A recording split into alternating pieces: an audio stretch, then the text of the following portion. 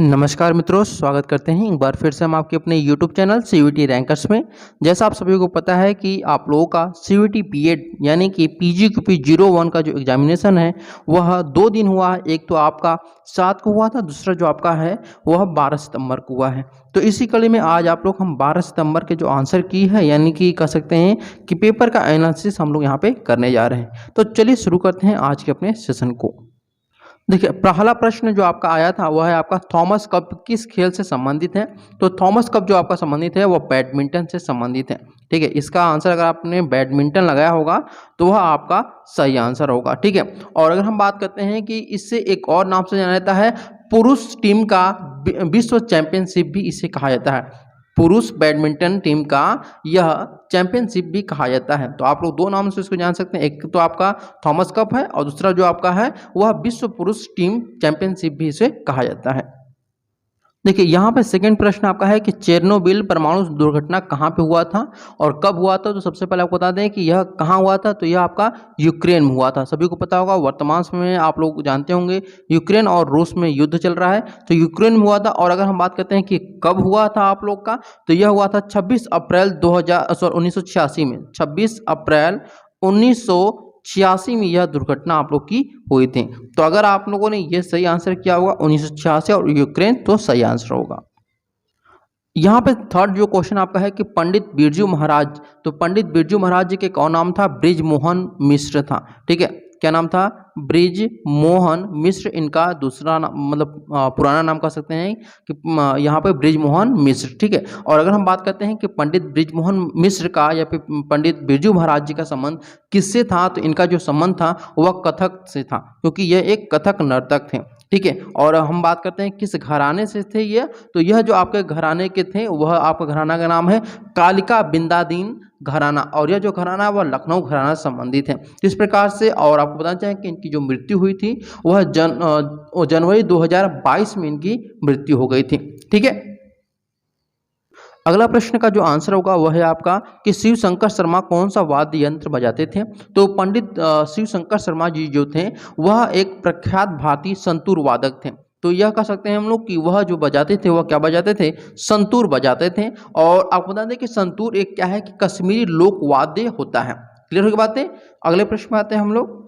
देखिए, यहाँ पे प्रश्न जो पूछा गया वह है कि किस ताप पर फ़ारेनहाइट और सेल्सियस पैमाना समान होता है। पैमाना यानी कि पाठ्यांक जो होता है वह समान होता है। ठीक है, पाठ्यांक यह रहेगा। अगर ये पाठ्यांक के बारे में पूछा गया है तो इस प्रकार से हमारा एक फॉर्मूला होता है, उस फॉर्मूला के हिसाब से अगर हम इसको सॉल्व करते हैं तो दोनों, चाहे वो फ़ारेनहाइट पे आप इसको निकालें या फिर आप इसको सेल्सियस यानी कि केल्विन पे, तो दोनों पर ही इसका जो मान होगा वह 573।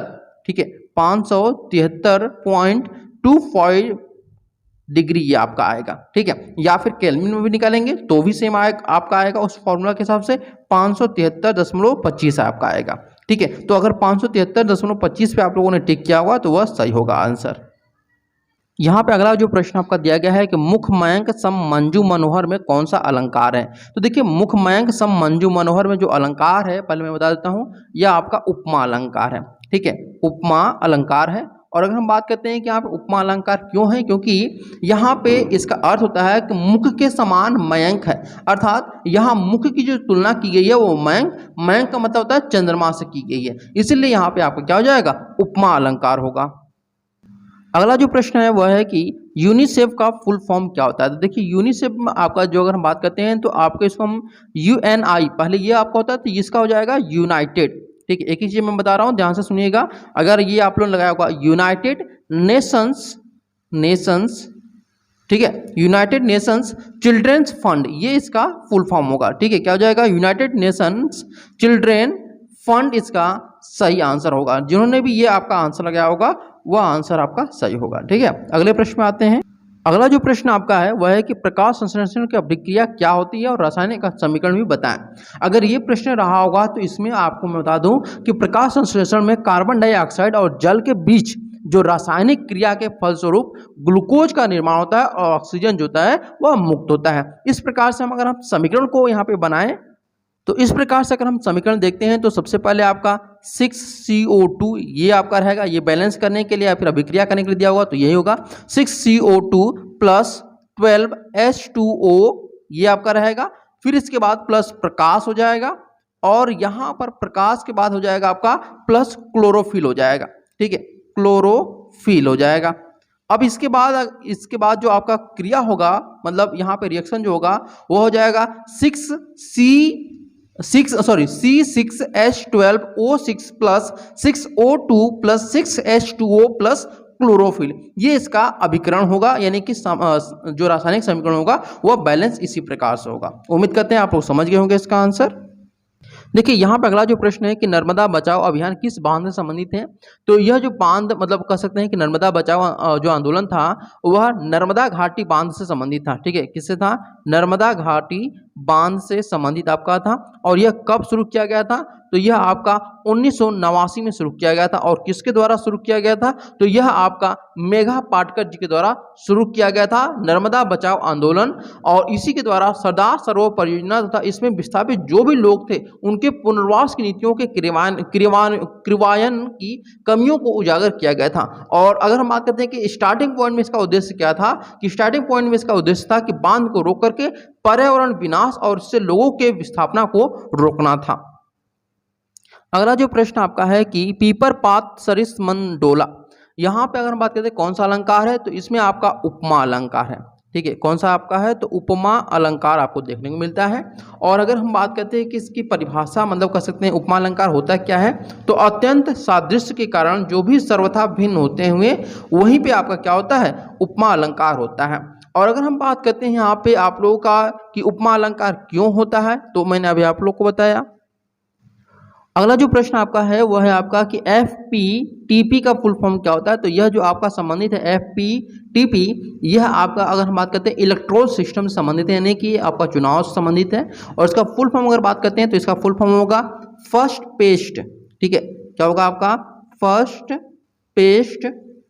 अब इसके बाद जो होगा वो होगा first past the post electoral system, ये इसका फुल फॉर्म होता है। समझ गए आप लोग? अगले प्रश्न में आते हैं हम लोग। प्रश्न नंबर 12 दिया हुआ है कि गीत गोविंद के लेखक कौन है। तो यहाँ पे सही आंसर हो जाएगा जय देवा। ठीक है, जय देव इनका ये क्या है? आपके गीत गोविंद के लेखक हैं। यहाँ पे देखिए फोस्को नहीं होगा बल्कि आपका पॉक्सो होगा। ये थोड़ा सा गलती हो गया है। अगर सही होगा तो इसको भी आप लोग बता दीजिएगा कि क्या सही होगा। यहाँ पर सही होगा इसका POCSO, पॉक्सो, ये सही होगा। पॉक्सो का जो फुल फॉर्म होता है आपका protection of children from sexual offence, ये आपका सही आंसर होगा। अगला जो प्रश्न आपका है वह है कि स्काई लैब स्पेस स्टेशन किसके द्वारा लॉन्च किया गया। तो यह लॉन्च किया गया था आपका नासा के द्वारा लॉन्च किया गया था। ठीक है, और अगर हम बात करते हैं ये कहाँ किस देश से संबंधित है, तो यह आपका USA से संबंधित है। ठीक है, अगले प्रश्न में आते हैं हम लोग। अगला प्रश्न आपका है कि राष्ट्रीय शिक्षा दिवस कब मनाया जाता है। तो यह आपका 11 नवंबर को मनाया जाता है, सभी को पता होगा। और आपको बता दें कि जो आपका 11 नवंबर को राष्ट्रीय शिक्षा दिवस मनाया जाता है, यह दिवस भारत के पहले शिक्षा मंत्री मौलाना अबुल कलाम आजाद की जयंती के उपलक्ष्य में मनाया जाता है।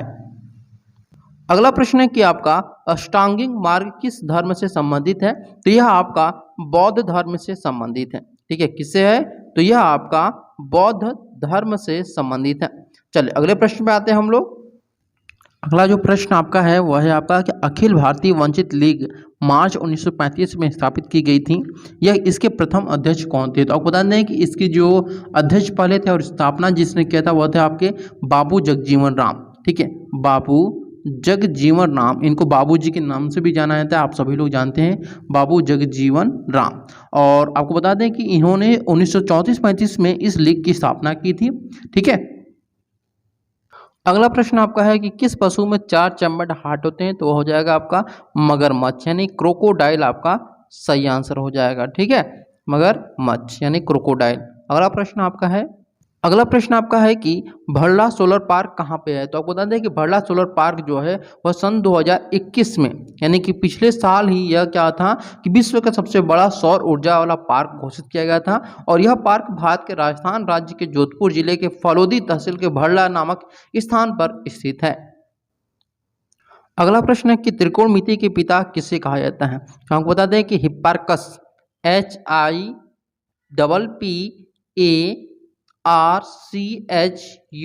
हिप्पार्कस को त्रिकोणमिति का पिता कहा जाता है।